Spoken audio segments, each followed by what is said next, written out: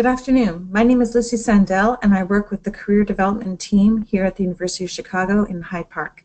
I'm delighted to welcome you to our Mind Your Career webinar entitled The Art of Style. It's my honor to introduce you to Jensine Zavala. Jensine is a creative visionary with over 11 years in sales and client services and has developed a methodology to customize personal branding experiences to each client and their needs.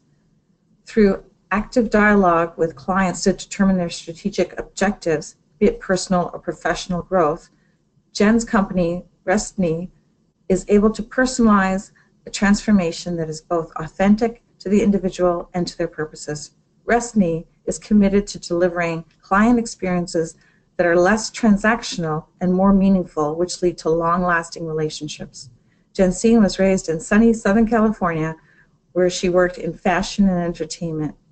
She knew there was more to her passions and skills than creating walking and talking billboards, styling music videos, or dressing models. A fun fact is, at age 24, Jensine worked the runways dressing P. Diddy's daughter, Chance, in New York at Vogue Bambini Fashion Week. Now let me welcome and hand over the controls to Jensine.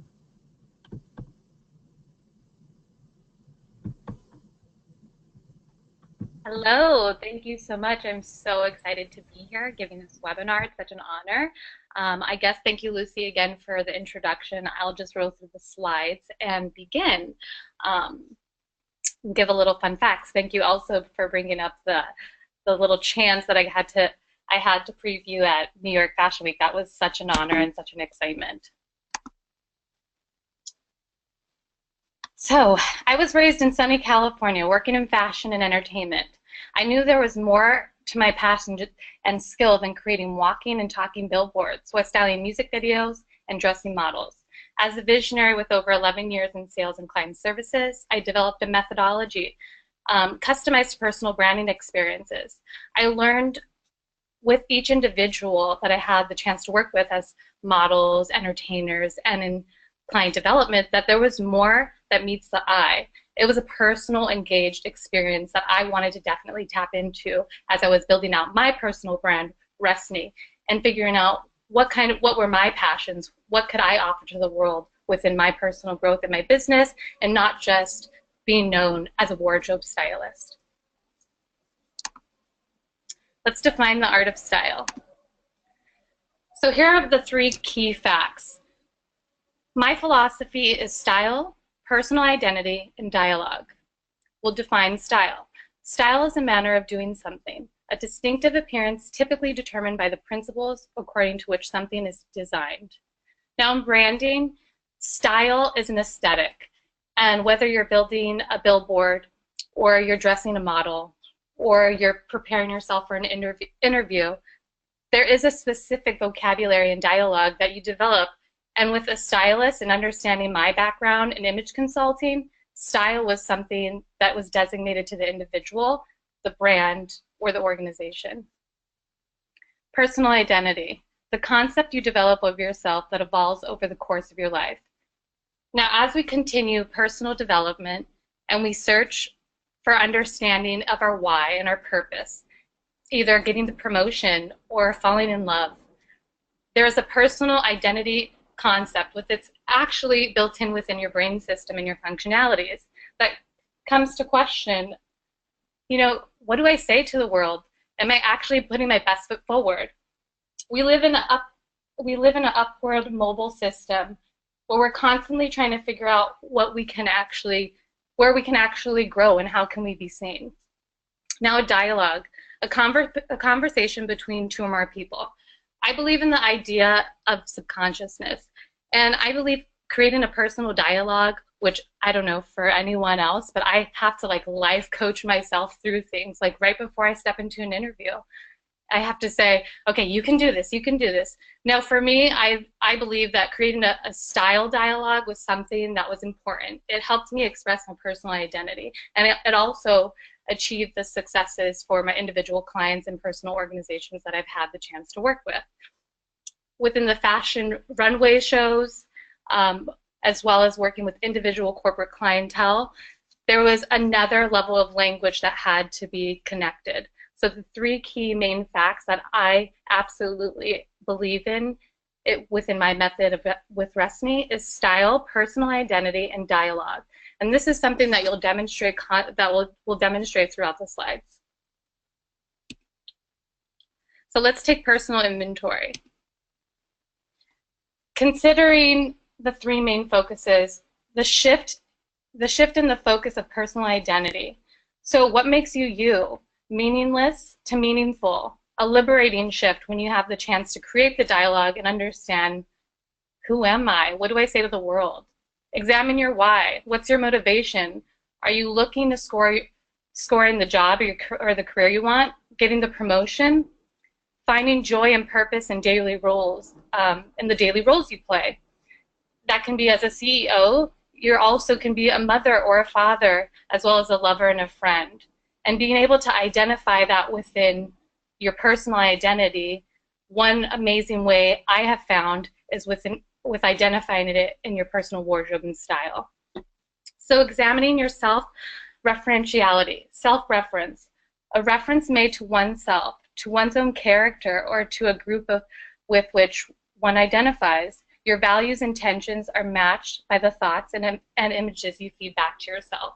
I definitely believe in the exercise of mirroring.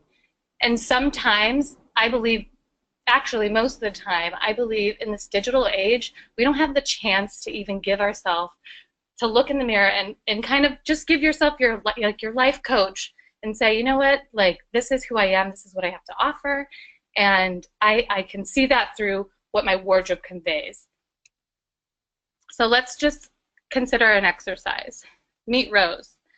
Rose is the director of a nonprofit. Now there's two visuals here, so within this exercise you can see that there are two slight differences.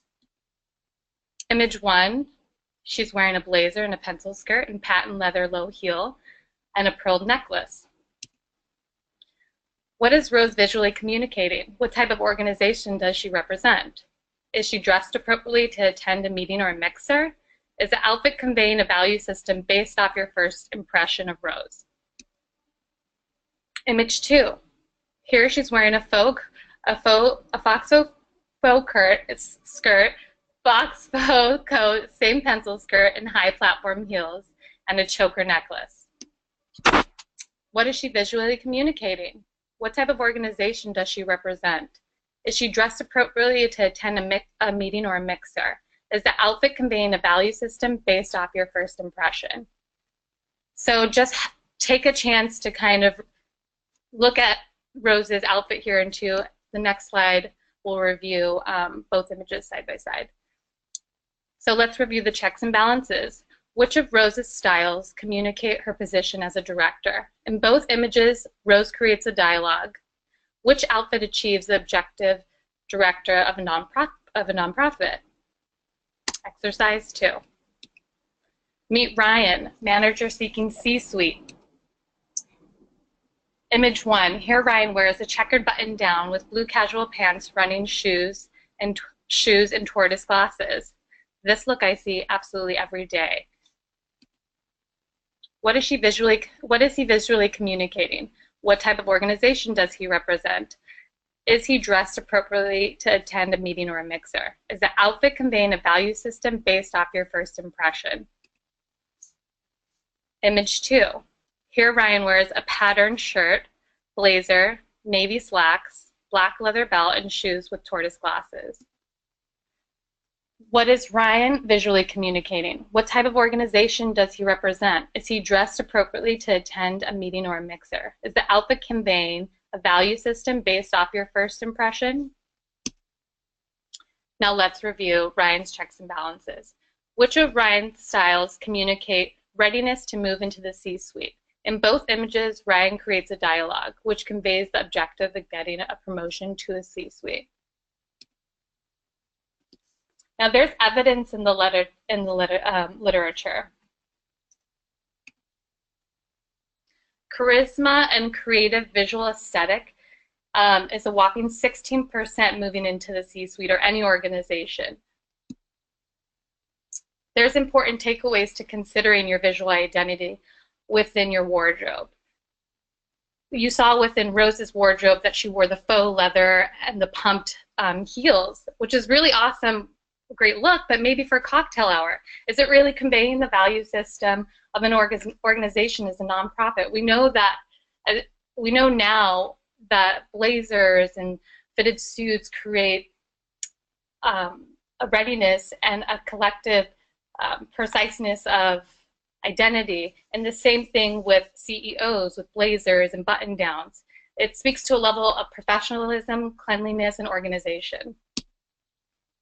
Visual communication, creating a dialogue, taking inventory with exactly who you want to be and what you want to say to the world. Whether it's, like I said, going on a date or going to a mixer, there's a specific identity and look that you will be able to connect and communicate within reiterating what your personal dialogue and objective is as you attend the next event.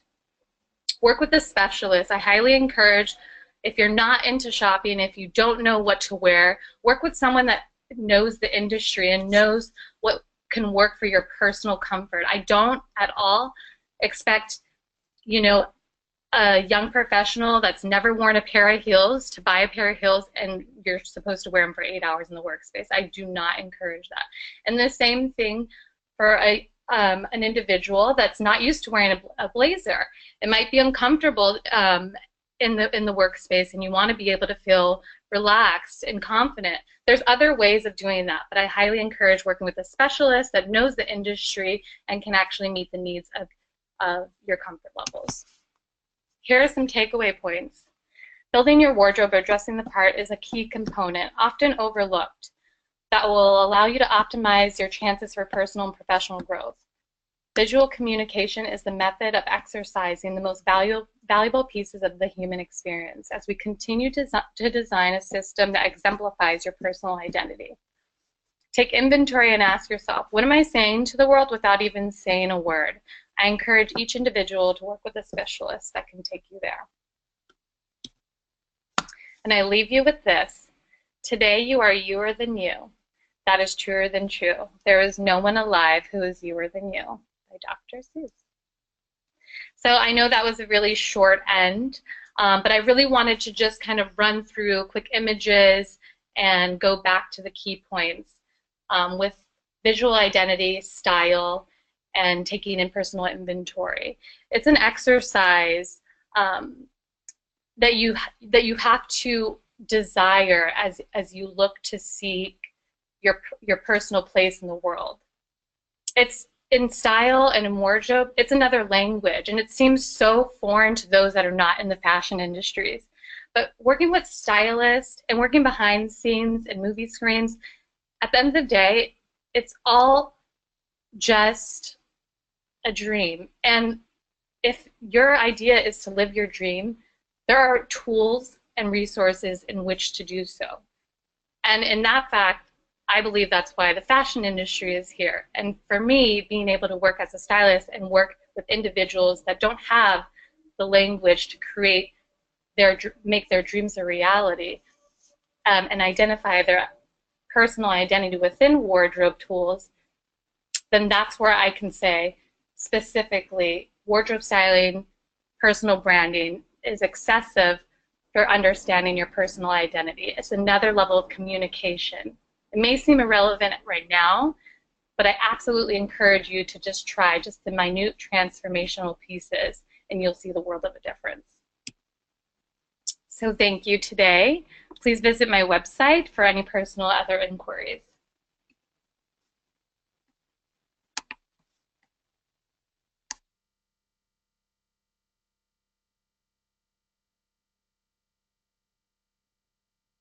Lucy, is there any other questions? Sure, and I see some questions popping up. I'm really glad to see that. The first off is somebody who, somebody just asked if they can get a copy of the slides. Yes, we are recording, so you'll get a copy of the slides and a recording of any questions that came up and were answered as well. So that's always a good question. Thank you. So somebody submitted a question yesterday, which I thought was great because gave us both time to send it to you and you time to think about it. And I think this is a question that probably comes up a good bit. The person is in their 50s. They're normal weight.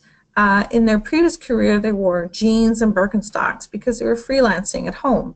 But for their new career, they plan to wear pants that aren't too tight at the ankles. I can see that not being terribly comfortable, but and shoes that they can walk miles in if they need to. Is it still possible to find clothes like that nowadays? Yes, there's absolutely places where you can find clothes like that. I believe that you should still dress in a manner where it's up to your comfort level, because it's going to be so obvious to others that you're uncomfortable if it doesn't meet, your personal comfort level. And there's ways that you can be comfortable and classic and put together as well.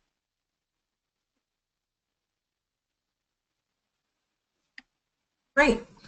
Another question would be, you've styled celebrities. What is the difference that you find that's not just the fact that celebrities have a lot more money than the rest of us, but what are the types of things that you've been able to draw on from your experience with celebrities that you can pass along to regular smart people but who just don't have those funds? Well, believe it or not, celebrities are always limited based off a specific budget. Most of the time they're endorsed, so they're not actually paying for their clothes. But specifically working on sets and putting together a photo shoot, it's within a budget. And so, I mean, style is something that's just built out, and you can build a whole wardrobe for at least under $150. Working with celebrities, they look at it as it's a piece of their personal brand, because eventually they're selling something. And then as they define their own vision, their own identity, it's more of just what's up to their comfort level and what they actually like. So there's really not much of a difference. I really feel like being able to work with individuals that are non-celebrities, although I feel like everyone is their own personal celebrity, there's not much of a difference. It's still the same experience. Great. We have some really cool questions. What do you think are the key differences between men and women in developing their own style? There shouldn't be. I think it's more fun for a woman to dress because there's so many layering pieces. There's all different types of accessories. There's jewelry, there's shoes, there's belts, and those are for working as a stylist. Accessories extend your wardrobe. And the same thing for men, but I feel like there's a lot less. They would think a pocket square or a different pair of glasses or a watch, but hardly ever are you constantly changing through a leather jacket to a blazer to a sports coat. So I don't believe that there's many differences. Thank you. What do we do if we don't have stylists who know our field? I'm a scientist, and I don't think anyone in the sciences can afford a stylist. Are there basic rules of thumb we can follow? That's a really good question. Yeah, I'd say if you have a favorite color, use that as a key point as an accessory. And if that exudes your personality, like say the color orange, you're like, my favorite color is orange, consider that as a building piece for your wardrobe. So you wear jeans with an orange, a slight orange top, or you wear orange accessories with, a regular jacket and pants, or an orange pair of shoes. So I think building a functionality of the things that are just most common to you that you actually like is an essential piece for building your entire wardrobe. And style is, like I said, it's something that you tap into once you understand your why. So you have to make it practical. I do not encourage everyone to dress like a magazine cover. I don't believe in that philosophy. I really do believe in defining your own. And if if you don't, I mean, there's really great tutorials everywhere on YouTube. Thank God for the internet. But you can find like, you know, tips on fit sizes and color schemes to help build out your personal wardrobe. I think the industry is highly accessible at this point for anyone to kind of tap into learning how to build a stylist. And believe it or not all stylists are that expensive. There's lots of stylists that work within the department stores that will be gladly to work close with you, but if you're looking for someone to help build out a specific dialogue to get you to the next level, as you know that having a visual presence is kind of your leveraging piece moving forward, then you'll invest in that. But they're not thousands and thousands of dollars all the time. Sometimes it's easy as like $100. So it's based off of what you're looking to invest in your future. Great, thanks.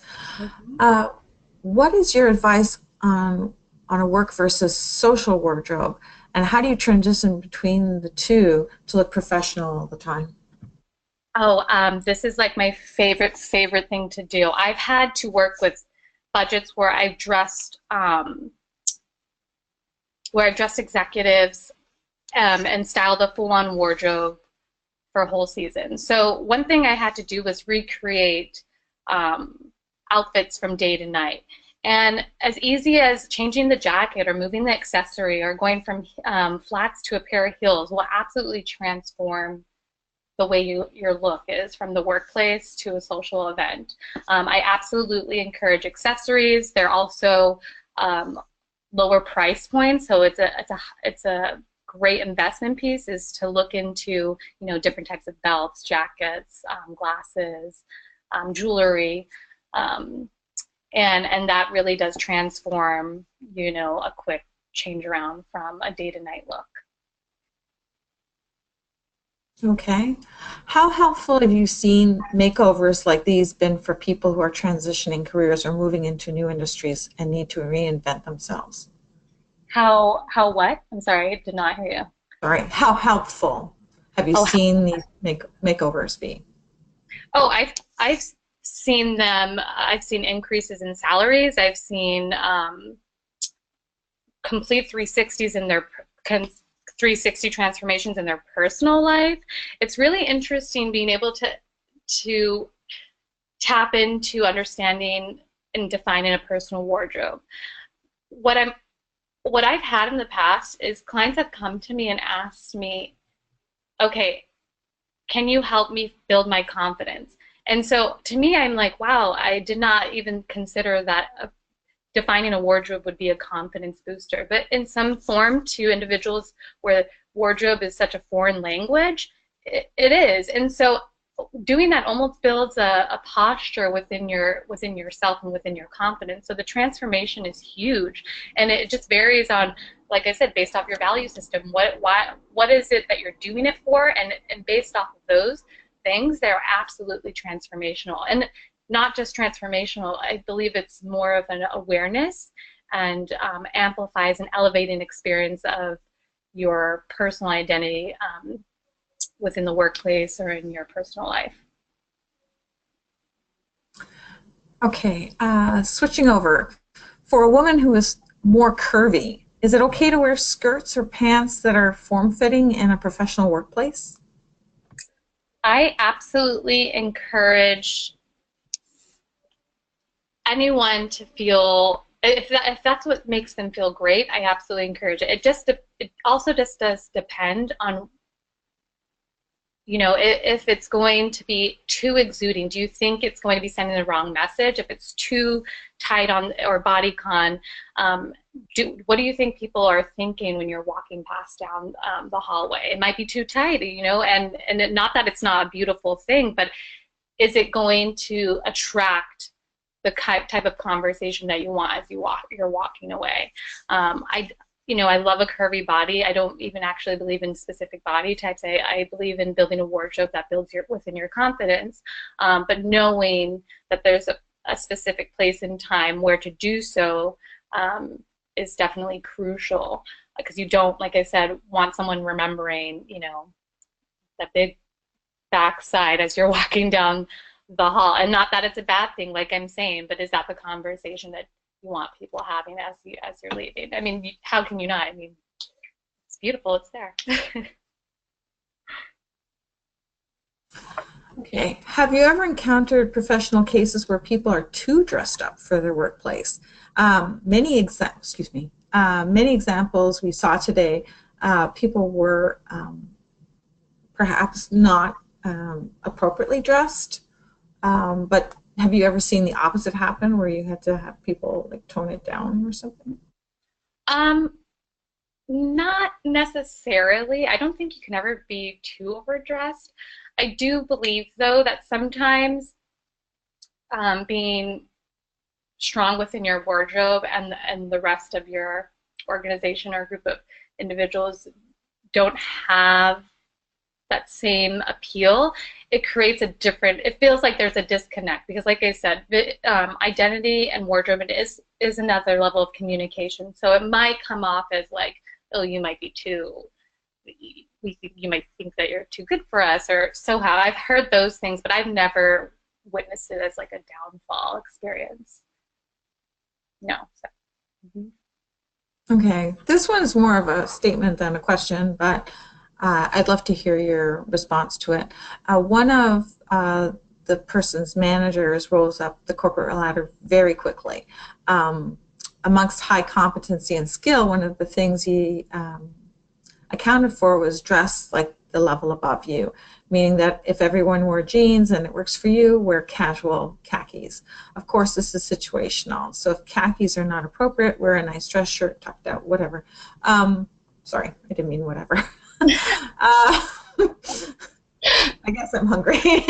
I apologize for that. But have you seen that work for people, that just for the position above you, if that's what you want? Oh, absolutely. I definitely think I encourage that. And I don't think it has anything to do with like a persuasiveness of that's how I got next level, but I think it has a lot to do with like building another level of confidence and an awareness. So if you see that if your goal is that, you know, it's like, I want to be a leader, I want to be a manager, I want to move C-suite. I mean, you have to essentially role play within that position and also align within, you know, your skill set. So, I mean, if both match and meet the eye and the other is, you know, moving towards, then I definitely think, you know, I endorse that and I encourage that. I don't think, though, that dressing your way into a C-suite position is true. There still is the skill that, you know, is a huge factor.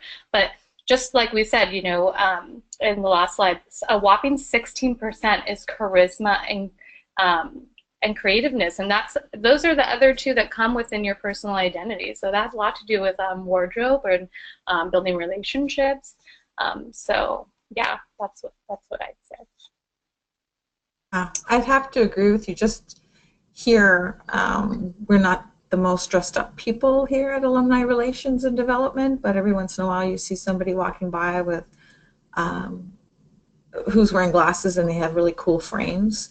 And right. That was one of the things you were talking about, that it doesn't need to be like thousands of dollars. I mean, frames are not that expensive if you're wearing glasses, and you can wear something like that that makes you stand out, makes you look cool, and not have to spend a boatload of money. Yes, and I have to say, I absolutely love shopping on a budget. It's so much more fun for me than just being able to kind of pull anything off the rack. I don't believe that having an amazing wardrobe is something that costs thousands and thousands of dollars. Honestly, some of my best outfits that I built up for clients have been under, you know, $150, and we're talking about accessories, a full outfit, shoes, the whole shebang, and it's just fun. I mean, I feel like that's might be just my thing because I love to kind of scavenger hunt around as I'm shopping for individuals. But I think if you look at it like that, like it's a task at hand, and it might be fun because you're kind of scavenger hunting for a specific price point, that you actually will find it. It's not, I know the racks seem scary, but they're really not that scary. Okay. If you could recommend 3 basics for women that we should invest in for our future, blazer, shoes, what are your 3 things that you say we can't live without? Oh my gosh. You cannot live without a dress pant, a decent pump, nude or black. Like you just never go wrong with nude or black. Um, and a basic dress, like day to night blouse. I would say a blazer, but you know, I really feel right now that it's not about the blazers anymore in the workspace because business casual has become a little more laxed. So I believe in interchangeable, like a really great statement pieces that go day to night, like a solid blouse and a great dress pant that fits within your body shape and a great heel. Like you can go a long way, and don't ever forget like a key essential accessory. So I would say one accessory, whether that be a watch, earrings, or a necklace, a solid blouse top.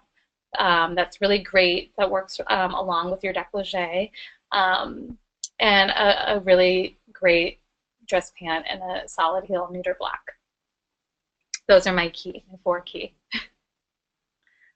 Well, I think everybody on this webinar would love to shop with you, but somebody asked, do you have any shops or brands that you visit frequently? Recently, shops or brands that I visit frequently. I've actually really have been into thrifting. I have found some amazing designer goods, and being able to shop in different cities, I have to say Chicago has the best thrifting. So I'm excited to thrift. So I thrift throughout the city, really. So yeah, I don't have any specific types of brands. I just kind of pick and choose what kind of appeals. That's great. And it's easy to find thrift stores online. I find that even my little town that I live in, Homewood, I'm doing a little plug for Homewood. It's a suburb off Chicago. It has 3 thrift shops. Yeah, I actually, and they're fantastic. I bought a lot of stuff that I've got compliments on. yeah, I really encourage that, especially with, you know, fast fashion, meaning, you know, other department stores where you buy, you know, great tops at, say, Banana or whatever, and sometimes they easily fall apart. It's just like, to me, I'd rather find a really great find and a really great price point, and it'd be more fun like that. Now, if you don't like going to thrift stores, I encourage just kind of actually looking online. I think right now online searching is probably a better way to look for the type of fashion that I think identifies with an individual style, because walking along, you know, the Magnificent Mile or something, I don't believe like gives you exactly what you need. Have you ever gone up to somebody and said, I love what you're wearing, where did you get it, or what's your style? Oh, I say that all the time. When I absolutely love an item, I just stop them and I'm like, oh my God, I love this. Where did you get it? I do it all the time. Right. Have you ever worked with somebody who seems to dress pretty formally all the time, never seems to have casual wear, and feels like I really need to wear something that's a little more dressed down for my social life? No, never. I think dressing, like I said, it depends like why they really feel like they have to feel dressed down. I think fashion is something that's fun. It's a language, and if you like to dress up, then I absolutely encourage it. I would never discourage someone from not dressing up on a day-to-day basis. I mean, what is laxed? I think it's based off of like, you know, your personal life and like what it is that you do from day to day. Right. If anybody has any more questions, we still have about 25 minutes. But if not, I'll give everybody a couple minutes to type in their questions. If not, I'll just, here we go. Those are some awesome questions. I love it. Those are great questions. I love all of them. Oh, Yes. Well, this was not a question. This was a comment that I said whatever, and I apologize, but it was still rude. And I will improve. And thank you for your comment. No, I mean, I'm honest. Thank you for your comment because I do try to be professional, but every once in a while, I'm the less professional human. So Give yourself some grace, Lucy. You're the best. uh, going on to questions. How important is the fit of clothing and knowing uh, if pants of clothing look good on us or not? Is it something we should ask for in a stylist? Absolutely. Fit is so huge when it comes to wardrobe. Like it's bigger than even like what type of designer it is that you're wearing. Um, Fit and texture are huge. So I definitely encourage, seeing a seamstress and having something, getting your pants fitted for men and women. It makes a world of a difference and flatters, is really flattering to your body type for sure. And they're everywhere here in Chicago, everywhere around the corner, at least I see. Great. How do you feel about wearing bold colors at a in a professional office environment? I believe it depends on the setting, but I mean, it also depends on like what kind of bold. Are we talking about like bright pink or orange in something where it's really casual? But at the same time, like color is something that's fun. It also is a mood changer. So if it accentuates your personality and it complements um, your your um, your wardrobe, then I'd say do it. Great. What do you personally hope to convey in your fashion choices? In my personal wardrobe, Yes. um, so that's a great question because leaving California and coming to Chicago, I had to kind of re-amplify my wardrobe, especially for the winters here. So I had never ever had to wear like winter boots and things like that.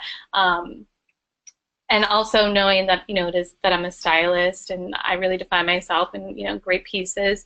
But I think what I would like to convey is that I'm also a business professional and not just a fashion piece. You know what I'm saying? Like I am a stylist. It conveys my unique ability to constantly change because I love to dress up in so many different types of ways. I don't just put myself in a box. But I hope that it conveys that I'm strong, I'm creative, and I have a great ability to be transitional. So that's what I hope my style conveys. This is a quick question. Mm-hmm. How do you best balance wanting to be creative and comfortable in what you're wearing and the workplace culture? Say the question one more time. Sorry. That's okay.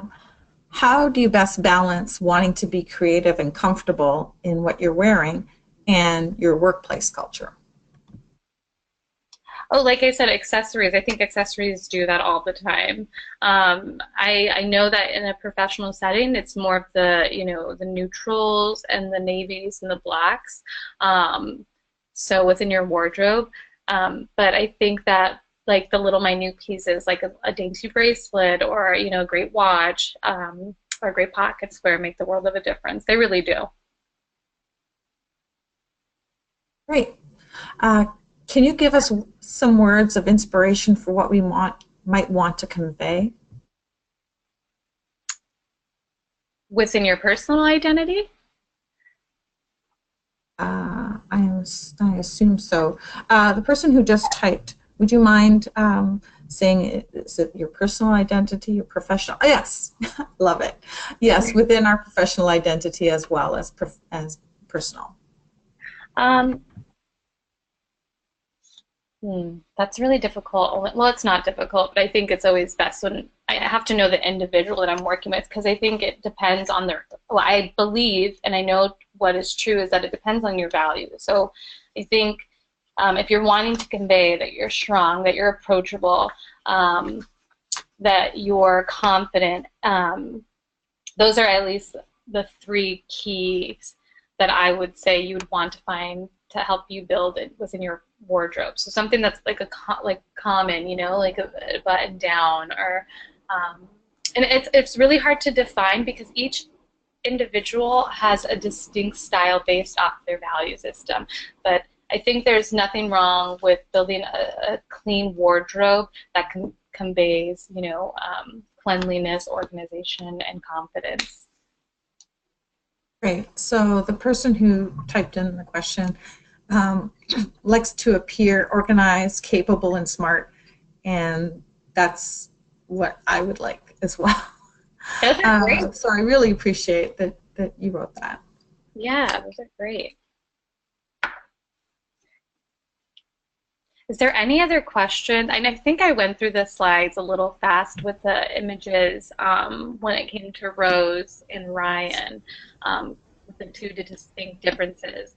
But the reason why I even had those slides is because essentially they're both the same individual. And say within the workplace and even in your personal life, you know, you may have two different sides to you, and you may want to build a wardrobe that's versatile. I encourage that. It's just the idea of what's appropriate and what kind of dialogue are you building within yourself as you're coaching yourself day to day within your workspace and in your personal and within your personal life. But if there's a consistency, I mean, then I'd say expand on that and kind of know what your goal is and build a wardrobe around that.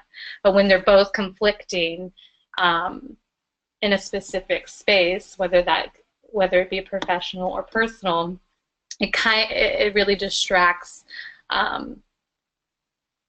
anyone from being able to really engage with understanding like who you are and what your objectives really are. I hope that makes sense. I think so. Okay, great. Why is I'm just so charmed by you, so it's easy. Why is personal identity so important versus just going shopping and updating a wardrobe for the latest trend? How did someone like you help with that? Oh my God, I love that question. That's the best question. Because fashion is just another industry, and I love it. I absolutely love it. But my personal experience, being able to engage with the individuals behind screen, whether that be, you know, like I said, a model, an actress, or a CEO, or a stay-at-home mother, which I've had the chance to work with all of the above. At the end of the day, it is really a conversational piece, and wardrobe is just the material pieces of building your personal identity. I mean, they're layering facts of how you kind of, the best way I can put it is how it's the armor. It's like your armor of who you are, where it's layering pieces to kind of showing the world like who you are. But I feel like there's no difference, and I think it's absolutely important because it helps build you to be a little more self-aware, for you to understand like the things that you actually like. We have to remind ourselves constantly, especially in this digital age, of like, you know, constant like, oh, buy this, buy that, this is trending, that's trendy. It's like, no. It's like, what do I like? And so to not second guess yourself would be so great. One thing to check off the list, like I don't have to figure out like who I am every day. So this is a healthy exercise in doing so. Great. So let's be authentic. Yeah. I love this question. Can you tell us about how you became a stylist? What was your journey? Oh, that's a great question. Styling. So I was homeschooled, and I had the chance. I was actually doing music at the time, and I was interning at a music studio, and I had tons of really great friends that were music writers that were building this thing called artistry. So there's a season for an artist where it's called artist development. So people like Lady Gaga, right? We'll just take Lady Gaga. She has this like eccentric wardrobe, but it's Elaine and connecting to a whole artistic side of her. It's not who she is, but it's a part of her personal brand. So that's kind of like where I fell into and have the chance to explore with my friends, just trying to find, you know, a wardrobe that really conveyed the message in their music and what they wanted to share in their lives. So that's kind of how I started. And then I was interning. I took so many free gigs I can't even explain. I probably worked 3 jobs and would take anything that I can get just for the hands-on experience. And that was something that really took me next level. So I started there in sunny California. And what brought you to Chicago? A personal journey, but Chicago, I saw it as an untapped industry within fashion.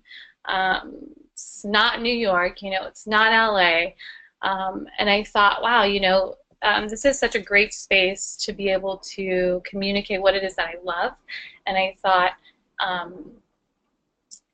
that there's so many amazing individuals within different fields that need this kind of next level experience of identity.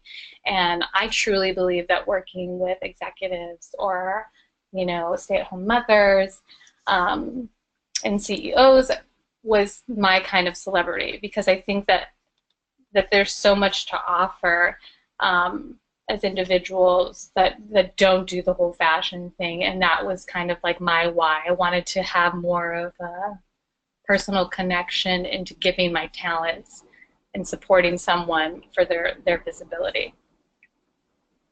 So that's kind of why. Otherwise, it's a very long story, but maybe in a memoir some other day. Great. Well, I think we're coming to the end. If anybody wants to type in a quick question. These are such great questions. Thank you so much. Yeah, I think, except for my rudeness, I think we've had a great time. And no, honestly, I'm not being sarcastic or anything like that. I do apologize to everybody on the call, and, and especially the person who wrote the question. But I think that's it. We're going to have an online networking session for people who want to communicate with each other, because I think the great question is people get to communicate with you through the questions that I read and the answers you give, which is great. But I think there are some people who want to get on and talk to each other. So we do have an online session that's beginning in about 12 minutes. So if you've signed up, great. If you haven't signed up, you can sign up now. Oh, one more question, sorry. How important is style for people who are not comfortable with being seen or highly visible? For being seen or high, I think it's important for just the individual to kind of be able to, to be able to see themselves. Like I said, it's not about being really, it's not always the intent that, oh, I just need to be seen, but sometimes, a lot of the time, we don't even recognize ourselves. I mean, most of my clients never even owned a mirror, a full mirror in their home, and sometimes it's just more of a personal thing. You know, life's so fast, we don't have the chance to kind of sit back and take inventory, but it's so vital and important to your personal growth that it's something that I think, you know, it builds a self-awareness and a new understanding and defining factor of your personal why. Why meaning, why do I work at this job? Why do I want to do that? And, you know, etc. So. Great. Well, I want to thank everyone, honestly, for joining us today, and a special thank you to Jensine for this great presentation. It was lively. I learned a lot. I'm sure a lot of people did as well. I hope at least some of you can join us for our next webinar that's going to be held on Tuesday, April 4th at 12 Central. The The topic is an unconventional path to finding your ideal job with dual alumna Sheila O. She lives out in Seattle, so you West Coasters have one of your own speaking. And as a reminder, please watch your email for a link to the recording along with a follow-up survey. The survey is super short. It's 5 questions, and it basically asks you if you'd like to participate again, and if you have ideas for other webinars. I always want to hear them because I love featuring alumni and friends online.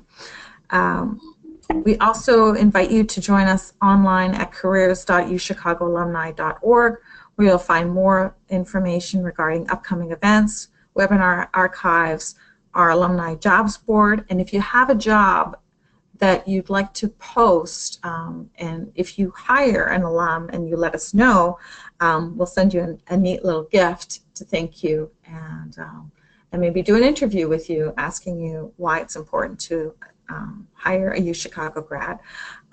Thank you so much, everyone. I hope you enjoy the rest of your day. Thank you, Jen. You're amazing. Thank you. Thank you. Please visit my website and inquire me if you have any other questions, even if you just want to communicate and ask more. I mean, I'm so open to exploring more. So thank you. Thank you, Lucy. You're so amazing. Okay, bye, everyone. Take care. Thank you.